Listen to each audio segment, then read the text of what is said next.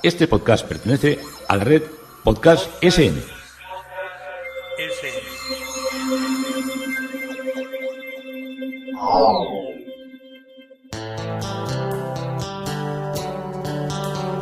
Historia con sentido. Un podcast realizado y presentado por Juan Carlos González.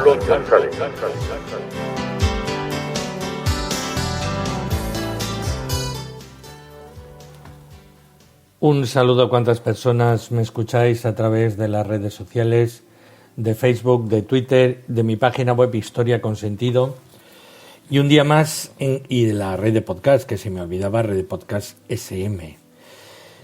Un día más encantado de acercaros un espacio de la historia. Seguimos por el barrio londinense del Temple y seguimos con su maravillosa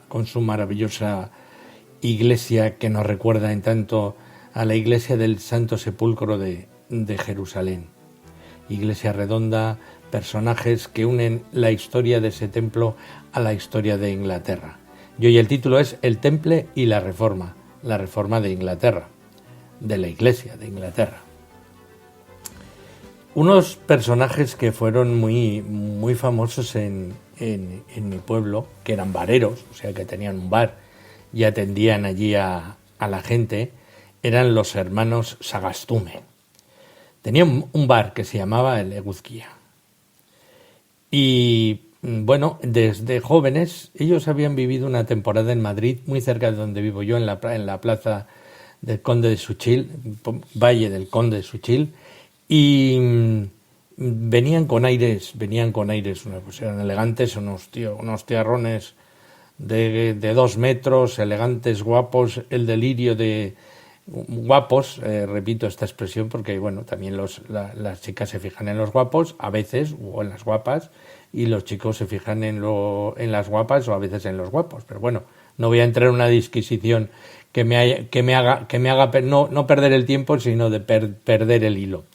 Entonces estos eran unos tíos muy elegantes, habían vivido en Madrid, eso les daba como un caché de proyección ultra montana, de aquellas montañas que constreñían a lo que eran a los que vivíamos en aquellos pueblos tan de alguna manera tan reducidos a todo por la industrialización salvaje. Y estos cuando ya tuvieron 17, 18 años, pues empezaron a hacer una vida glamurosa. Y se fueron en su idea era irse de camareros, como era la de mucha gente en los años 70 y 80. Hay que tener en cuenta que lo de camareros allí en el País Vasco no estaba muy bien visto, porque la gente tenía que ir a trabajar a la fábrica. Lo de los bares se dejaban para algunos dueños, que muchos trabajaban en la fábrica y tenían el bar, y para las mujeres en una sociedad totalmente machista, donde la mujer, bueno, sí que podía trabajar de camarera, pero el hombre no, en aquel tiempo. Entonces estos, pues en vez de quedarse en el pueblo y que todo el mundo les apuntara con el dedo, pues se fueron a lo que era la meca de los posibles camareros. Había 2 mecas, pero una fue como si dijéramos más anterior, que era la de ir a Marbella. Marbella, que luego ha sonado tanto, cuando os estoy hablando en los principios de los 70, era todavía una cosa bastante casposa. Indudablemente elegante, muy hortera, pero hortera es muy, para los que me oigáis desde fuera, como muy ordinaria, con un gusto muy snob. Mira, una cosa hortera serían los pantalones de esos que llevan de volantes que llevaba Elvis Presley, pues eso es una cosa hortera. Y pues se bajaron allí, aprendieron las artes de la coctelería, de servir una copa bien puesta, de poner en un vaso, de poner una aceituna, pero también poner una guinda roja, todo ese tipo de cosas que en los pueblos del norte eso era una cosa absolutamente extravagante y extraña. En algún bar de Donosti, el Cleri, algunos de aquellos bares que había épicos de la coctelería que habían aprendido en Madrid, en Chicote y similares, pues además en un pueblo no se llevaba nada de esto. y cogieron un bar, bueno, o sea, tomaron en renta un bar que estaba encima de la discoteca emblemática, que era la discoteca Golden. La discoteca Golden dio de comer a un grupo importante de personas y les dio de comer muy bien. Primero a todo lo que era la familia, que eran las del Bar Isabel, del edificio en la casa donde había nacido yo, por eso tengo conocimientos de esta discoteca, y después a todos los bareros, en especial a los dos bares, el Maracaibo, que hacía, creo que era el Maracaibo, que hacía esquina. ¿Qué nombres? Te ponían nombres de Versalles, Maracaibo, Florida, todas esas cosas exóticas. Lo de Florida mucho era por los pelotaris que habían ido allí a Ohio Light, a jugar a pelota allende de los mares. Pero bueno, esta discoteca, como os digo, el bar Eguzquía la tuvieron unos señores, creo que eran, no sé si eran de Salamanca o de Zamora, que hacían unos pinchos de chorizo absolutamente delirantes, y que estos se hicieron bueno, riquísimos, y estuvieron unos años y ya al final se dijeron, volvemos a Salamanca, que no vamos a tener vidas para gastarnos todo lo que hemos ganado. Porque claro, la discoteca era un atractivo en una sociedad de pseudo salvajes, que eran todos los que pululaban por allí. Encontrar un sitio donde poder tener una relación o poder echar un baile sin ser los típicos de las plazas de pueblo, pues era como muy atractiva. Y entonces para la juerga se movía dinero, para otras cosas no sé, pero para la juerga allí se movía dinero. Y estos acabaron cogiendo el bar en los años 70, 80, y aquello fue un despropósito también de ganancia por toda la gente. Allí eran muy simpáticos, aparte de eso eran los hermanos Agastume, eran muy simpáticos, ya están mayores, son mayores que yo, o sea, andarán por los 60 y muchos, y revolucionaron todo lo que era aquel mundo. Y era una familia eran de Legazpia, era una familia pues humilde, ¿no? Y estaba pensando en estos días trágicos de cómo lo da la vuelta al mundo, cómo otro nieto de una de las familias, de la familia más poderosa de Legazpia, no voy a decir el apellido, pero si imagináis que es porque hacen, bueno, os digo el apellido, os digo la marca que fue emblemática, que era la marca Bellota, pues uno de los nietos, que se llama Bosco, tengo muy buena relación con él y suelo charlar mucho, ¿no? Y cómo son las cosas que su abuelo, que tuvo el poder omnímodo en todo lo que era en nuestro valle, pues le ha pillado todo este lío de la pandemia de cocinero en Vietnam. En Vietnam, ahí está la cosa distante. Y a estas alturas de cuando os estoy grabando, no sé si ha podido volver, no ha podido volver. Como está, me imagino que estará bien, pero bueno, menudo lío, ¿no? Antes uno se iba a Marbella pensando que iba a ser un buen camarero allí, y luego, precisamente por ser de una familia humilde, y resulta que luego el nieto del más rico de todo el pueblo de donde había salido este individuo tiene que acabar, que me imagino que bien pagado, y es una de las cosas que le honra, y como obrero, bien pagado, tiene que acabar de cocinero en Vietnam. O sea, esto nos lo decían hace 40 años y hubiéramos dicho, ala, vete por ahí, date 2 vueltas que te has sentado mal, no el chacolí, sino el vino peleón que te has tomado. Entonces, me estaba dándole las vueltas a esto de cómo lo cambia la vida, ¿no? Y cómo cambiaba la vida también en los inicios de ahora, cómo todo, a mucha gente joven se la tiene entre algodones. Probablemente ahora muchos están teniendo que vivir las serias tensiones que es de compartir un espacio pequeño con su hijo o con sus hijos o hijas, a las cuales pues les han dejado un espacio muy grande para hacerse los pequeños reyes de esa vivienda o de esas viviendas. Pero yo no me voy a meter en cómo educan los padres a los hijos y cómo vive la sociedad esa especie de extraño hermanamiento paterno-materno-filial. Eso es cuestión, cada uno lo tiene que saber solucionar y vivir a su manera. Pero no siempre fue así, porque os hablo del nieto, pero de un tío suyo, pues claro, cuando empezaron la fábrica, las fábricas se hacen grandes, pero también a muchas tienen unos orígenes humildes.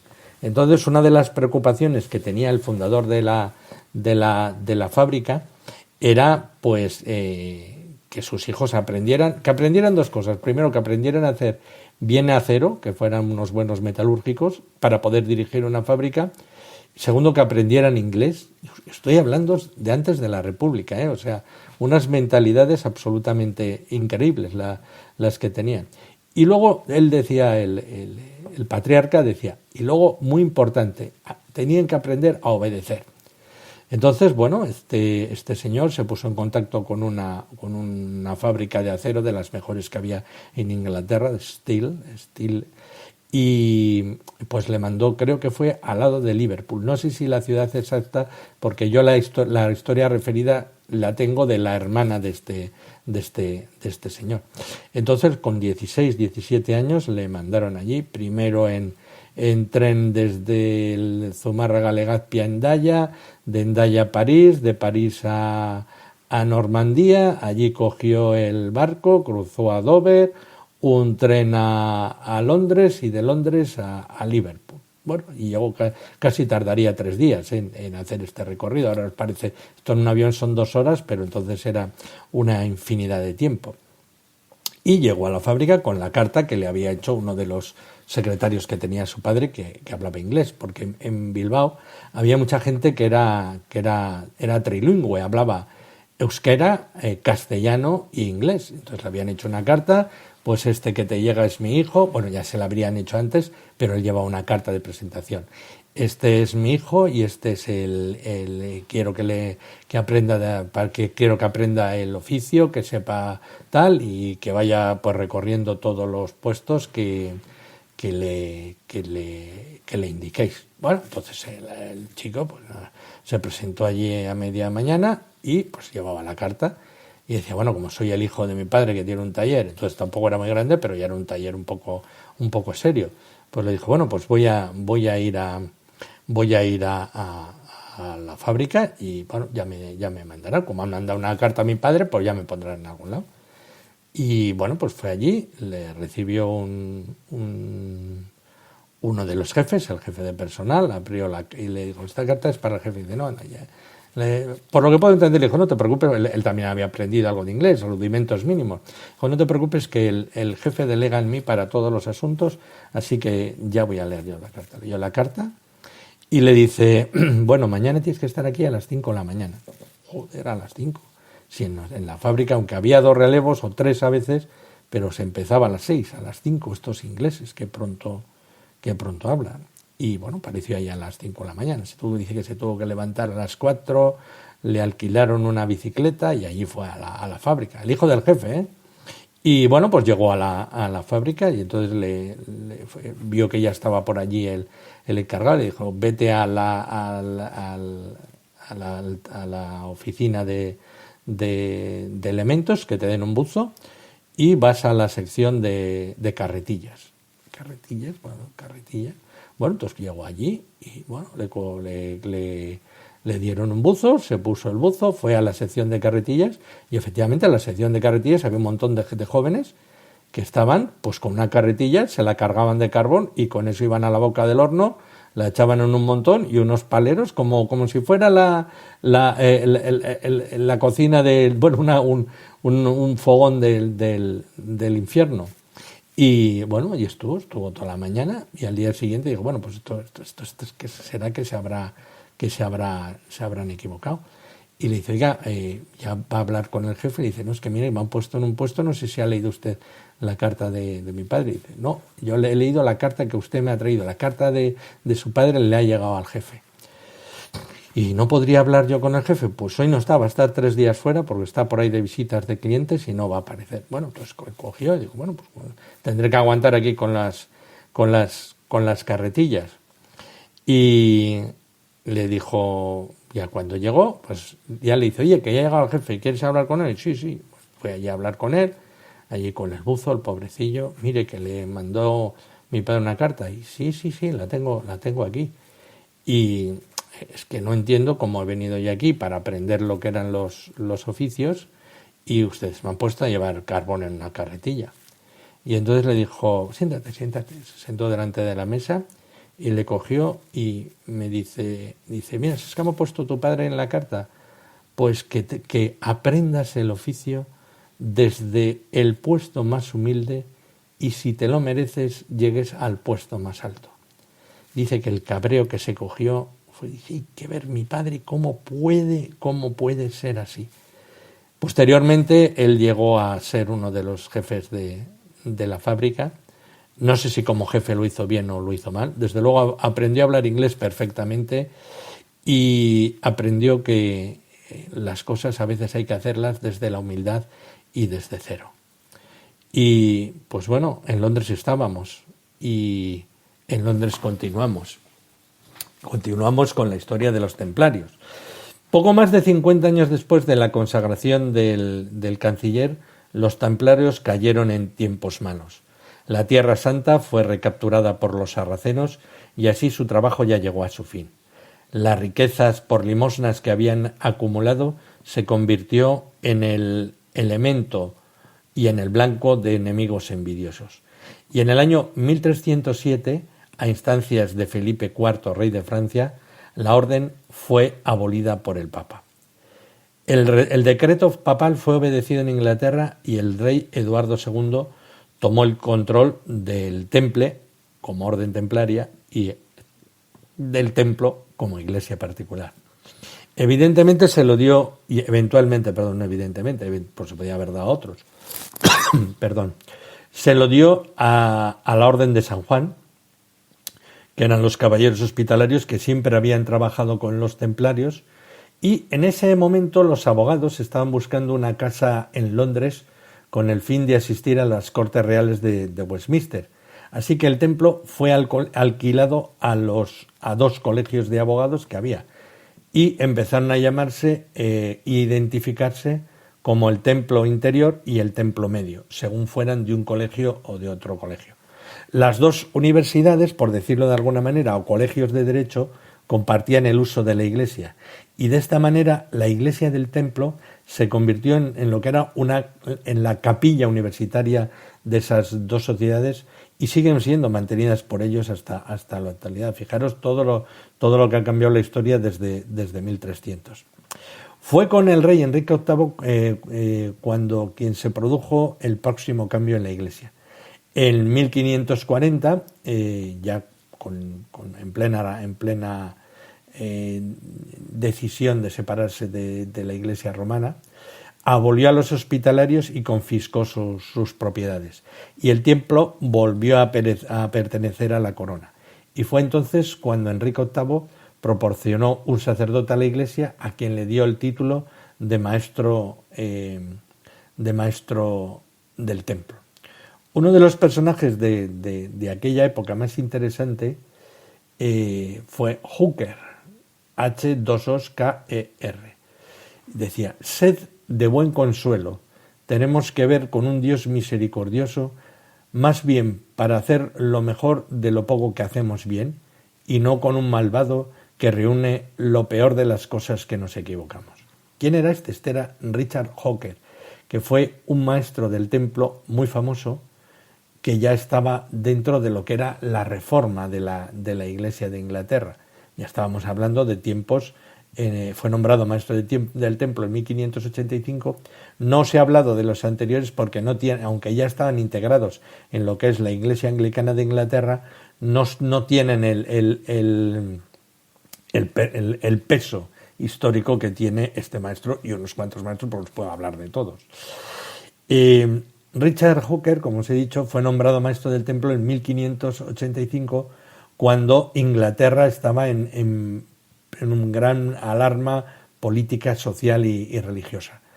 La amenaza de la Europa católica había revivido, había rebeliones contra la reina y en 1570 el Papa había excomulgado otra vez a Isabel y declaró a los súbditos libres de prestarle lealtad o no.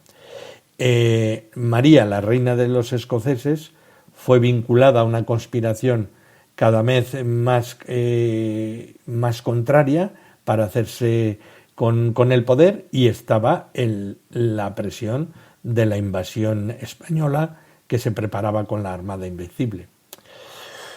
Los reformistas radicales de Inglaterra estaban convencidos de que la única esperanza de seguridad espiritual y política de Inglaterra estaba en el ejemplo de un Estado piadoso y duro, como había sido la idea calvinista que se había desarrollado en Ginebra. Y la cabeza y la voz del calvinismo inglés fueron Thomas Chadwick y Walter Travers. Desde 1581 Travers había sido lector, profesor de alguna manera, del templo. Y en el año 1584 el Consejo Primado de la Reina ordenó al templo interior que continuara de alguna manera potenciando lo que eran las ideas más radicales del conservadurismo calvinista. Esto es lo que se denomina allí en parte los puritanos, que fueron los que querían romper con cualquier ápice de historia que guardara relación con el catolicismo, tipo obispos, tipo estolas, tipo consagración. Eso lo veían muy contrario al espíritu calvinista. Hooker, que es el primero del que os he hablado, y Travers iban a ser colegas, pero sus diferencias enseguida se hicieron claras. Para recuperar la Iglesia, la idea de pureza que había de la Iglesia primitiva, Travers se libraría de todo lo superfluo y forjaría la Iglesia inglesa como algo nuevo. Y Hooker estaba impregnado de lo que era el pensamiento clásico y medieval y vio las raíces de su propio entendimiento en estos valores antiguos. Mientras que el otro contendiente se refugió más en Aristóteles, en San Agustín, en Calvino, y se llegaron ya en un momento a hacerse un choque de sermones, una política dialecta, y en cada uno pretendía mantener y defender sus ideas, unas ideas conservadoras, que eran conservadoras no en el sentido ideológico, porque la reforma anglicana ya había hecho mucho de avance, sino la otra parte era la que venía con un espíritu muchísimo más reformado, más luterano, más calvinista, de un cambio mucho más radical. Así que cuando se juntaban, tenían la predicación un día el lector y otro día el responsable del templo, un domingo, quiero decir, porque empezaron a predicar. No era normal que se predicaran todos los domingos, eso se predicaba antiguamente en los tiempos fuertes y se buscaba un predicador insigne. Y siempre solía ser un predicador de fuera de la iglesia. Es curioso, esto es algo que se mantiene de una manera mucho distinta y saltando en las mezquitas, en las suníes, que es de las que yo tengo alguna referencia de Marruecos. Los viernes siempre viene un predicador de fuera que no es el titular de la mezquita para predicar, y es un poco como si fuera la presencia más importante que se puede tener. Bueno, pues estos empezaron a predicar una semana una y otro, y era toda una pelea. Y al arzobispo Wingate en el año 1586 prohibió a Travers predicar, y pues también le hizo a Hooker renunciar, y de esta lucha que había tenido, Hooker desarrolló lo que fue la política eclesiástica, que es la ley donde se basan los fundamentos legales depuradamente teológicos de lo que era el concepto de Iglesia reformada anglicana. Y la influencia de Hooker impregnó, para que veáis la importancia, todo lo que fue la idea del movimiento de Oxford y de la recuperación, no de puentes de unión, sino de estética litúrgica con la Iglesia Católica Romana, que había estado muy denostada durante muchos siglos. En el año 1585 murió el maestro del templo, Richard Iver, y su adjunto Travers, que esperaba ser promovido, pero, como os he dicho, la reina Isabel y sus asesores consideraron que sus puntos de vista eran demasiado calvinistas, y acabó siendo Hooker el que gozó de este valor y de este cargo. A finales del siglo XVI, las dos posadas de la corte, las organizaciones de abogados, habían erigido ya muchos edificios elegantes y próximos al templo. Sin embargo, pues su posición dentro del templo no era segura, porque están haciendo muchas cosas, pero decía, bueno, como venga un rey aquí loco, nos quita todo otra vez. Y entonces, con el fin de proteger lo que habían construido de cualquier capricho futuro de la corona, pidieron al rey Jaime I un arreglo y un compromiso real más satisfactorio. Y es en el 13 de agosto de 1608 cuando el rey concedió a las dos posadas, a los dos colegios, una carta real que les daba el privilegio del templo a perpetuidad. Una condición de este documento es que los inns tenían que mantener la iglesia, y el templo y la iglesia hoy todavía están gobernados por esa misma carta, y hacen una especie como de rito de vez en cuando de rememorarlo y de estas cosas que son tan típicas de ellas con las pelucas. Otro conflicto tuvo lugar en el siglo XVIII. Primero, el gran incendio del año 1666, un incendio que comenzó... El incendio de Londres de 1666 cambió todo lo que es la estructura, porque Londres debía ser una cosa inhóspita. Bueno, pues este año había habido un verano muy caluroso, no había habido lluvia durante semanas, y el fuego se apoderó de la ciudad. 300 casas se derrumbaron rápidamente, hubo un gran viento del este que extendió las llamas, saltaba todo de casa en casa, el fuego arreciaba, la gente, en vez de ayudar, venía en barcas a ver qué estaba pasando, cómo ardía Londres. El rey intentaba que se hicieran cortafuegos, pero los cortafuegos no podían llegarse, había que apagar el fuego con cubos, porque ahí no había ni mangueras ni presión. Entonces todo fue un verdadero caos. La destrucción fue terrible. Se destruyeron más de 13.000 viviendas, las pérdidas fueron también cuantiosísimas, y eso hizo de todas maneras que la catástrofe limpió la ciudad. Eran calles superpobladas, plagadas de enfermedades. Todas estas calles se quemaron y surgió un nuevo Londres. Hay un monumento que está erigido en Pudding Lane, que lo veréis enseguida si vais por allí para Londres, porque es un enclave donde le llevan a la gente para visitar. Y Sir Christopher Wren fue, afortunadamente, que tenía un gran influjo de Palladio, de este constructor que a mí me enloquece tanto, con presencia en templos, sobre todo en San Giorgio el Mayor de Venecia. Pues su influencia, este gran maestro Christopher Wren pudo reconstruir con unas ideas ya renacentistas todo lo que era y clasicistas, más podríamos decir, todo lo que es la ciudad de Londres. Wren también reconstruyó 52 iglesias de la ciudad y cambió el mapa después del gran incendio de Londres. La iglesia del Temple, aunque quedó intacta porque no tenía exactamente construcciones pegadas alrededor, fue también renovada por Christopher Wren, y un órgano fue introducido en la iglesia por primera vez. Y desafortunadamente las dos posadas de la corte no podían acordar qué órgano iban a instalar. Una sociedad quería un instrumento construido por un tal Padre Smith, mientras que la otra prefería un órgano de Renatus Harris.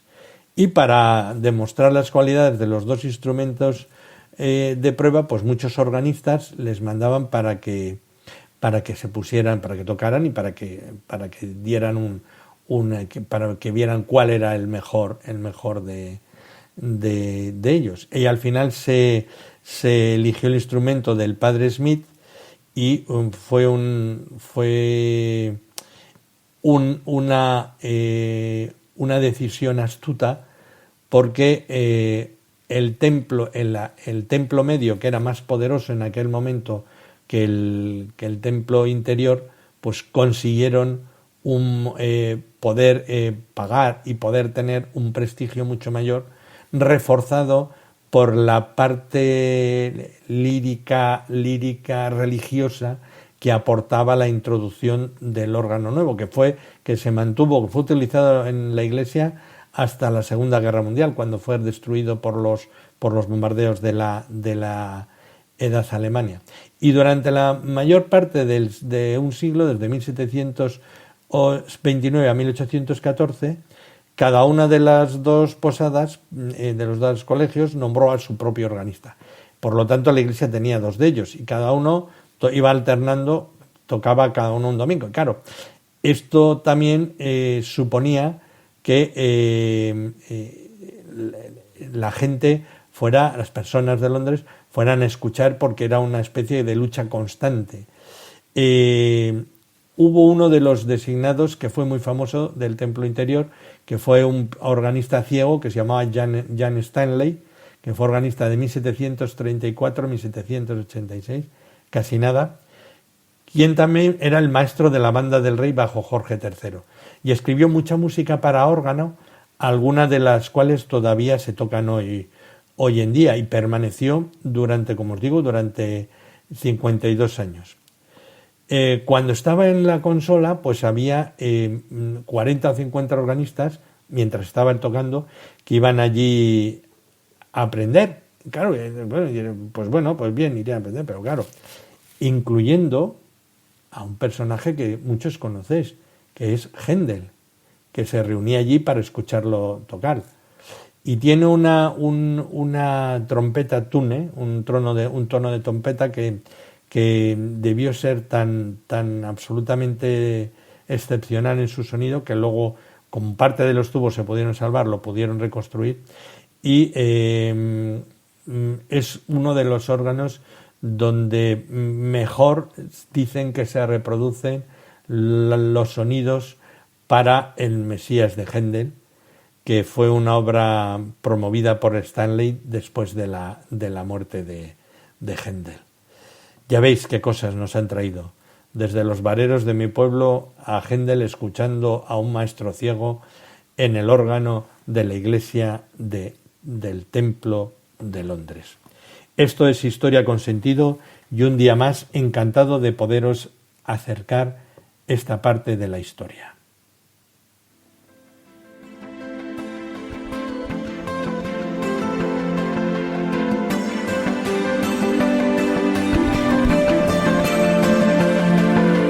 Hasta aquí un episodio más de Historia con Sentido. El podcast que te habla de historias de la historia, sucesos, eventos, como si el ayer fuera hoy. Síguenos a través de iTunes, Spreaker o iVoox.